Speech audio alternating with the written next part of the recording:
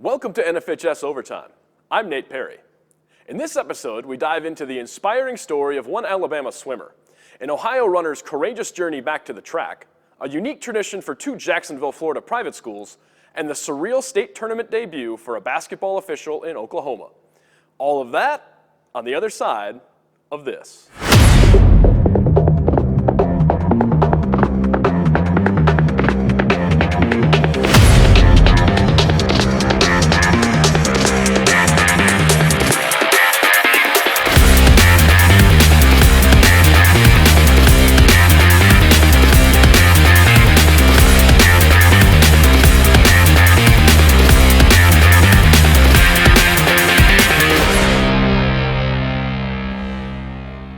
No one would blame Gabe Marsh for looking at life through a pessimistic lens.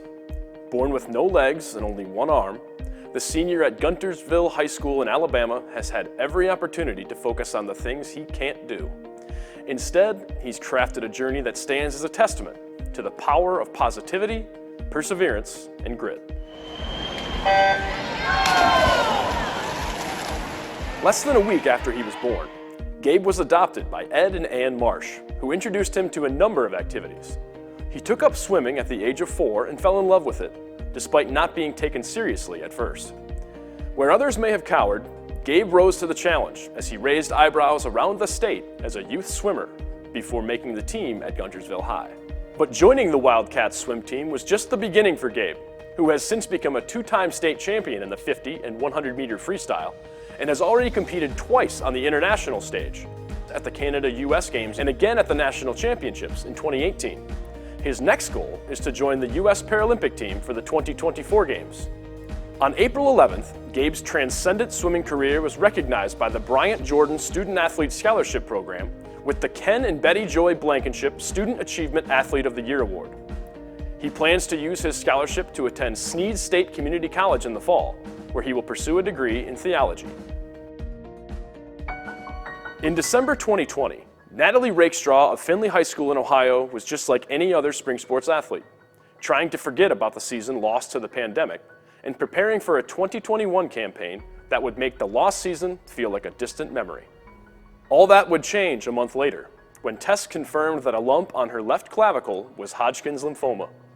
She would be forced to leave school during the final semester of her senior year, missing the opportunity to graduate with her classmates while undergoing chemotherapy. Eventually, she fought off the cancer, and after a total of 11 months out of the classroom, returned to Findlay High School in January. She began strengthening her muscles and lungs, and thanks to an extra semester of competition granted by the Ohio High School Athletic Association, joined the Trojan Track Club for the indoor season, which she punctuated with a berth in the state final meet on March 4th. Later that month, Natalie competed in her first outdoor track meet in almost 3 years and reached the podium at all 4 of her events. She continues to progress as the season approaches the midway point and has her sights set on breaking school records for the 100 and the 200 meters, as well as qualifying for the OHSAA state finals in June. I wouldn't be where I am without cancer. I'm not mad or anything or sad that I had it. I'm grateful for it. It got me to where I am today, and it taught me so many life lessons that I'll have for the rest of my life. Separated by just 7 miles along the St. Johns River, the Bulls School and the Episcopal School of Jacksonville are familiar foes. Their friendly rivalry dates back several decades, but the two private schools have recently taken it to the next level, with an annual tradition they informally refer to as Bolles-ESJ Day. This year, Bolles-ESJ Day was held on the Bolles campus on April 1st and saw Bolles and Episcopal play each other in 6 different sports: baseball, softball, boys and girls lacrosse, and boys and girls tennis. Student athletes who live in the same neighborhoods or attended the same elementary schools squared off on opposite sides throughout the day, with a large number of alumni in attendance. As true rivals should, the schools split their 6-pack of contests, with the combined score favoring Episcopal, 34-31. Bolles won both of the tennis matches by a count of 6-1 to open the day, and also prevailed in boys lacrosse by a score of 15-3. Episcopal took home W's in baseball, 3-1, softball, 9-1, and girls lacrosse, 17-2.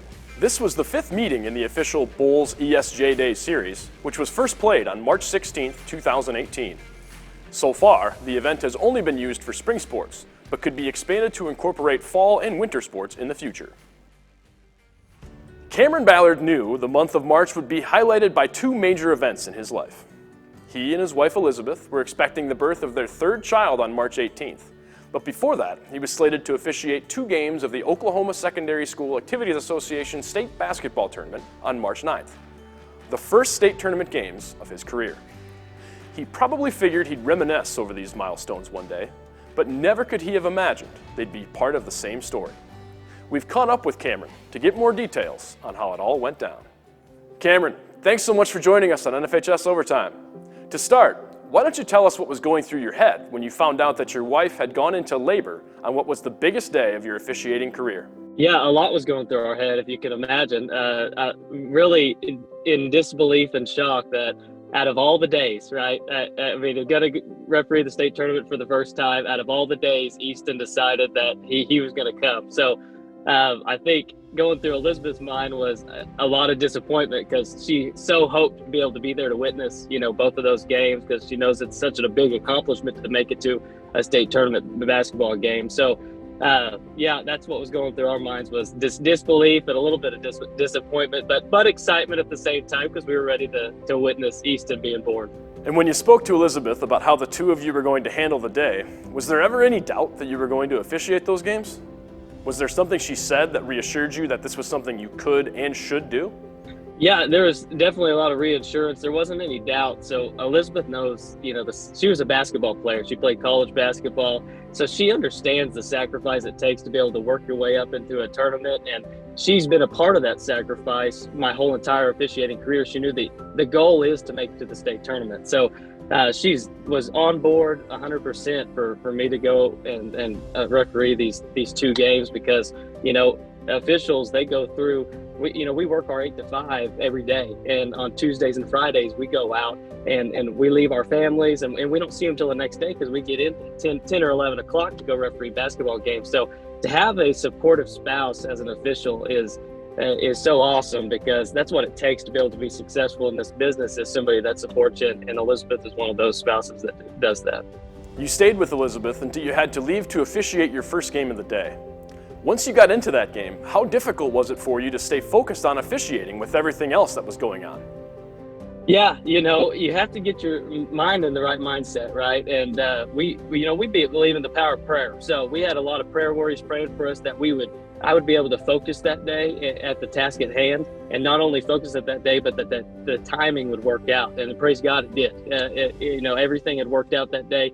When I stepped on the floor, business is business. So you just got to take care of what you have in front of you. And thank goodness that I was able to do that and block out, the other excitement that was happening there at the hospital.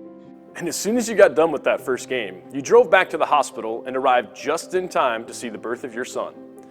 How surreal of a moment was that for you, considering everything that had led up to it? Yeah, it was extremely surreal, as you can imagine. When you make it to the state tournament, that should be the highlight of your day, your week, your month, maybe even your year, right? And to add the birth of a child on top of that, anybody that's a parent knows that those moments are so precious to be able to see your child being born and be, as dads, get to be the ones that hold them first, So it was just an extremely surreal day and a very much rememberable day. Well, thanks again, Cameron, and congratulations to you and Elizabeth. That closes the book on our April edition of NFHS Overtime. Thanks for tagging along. We'll see you again soon.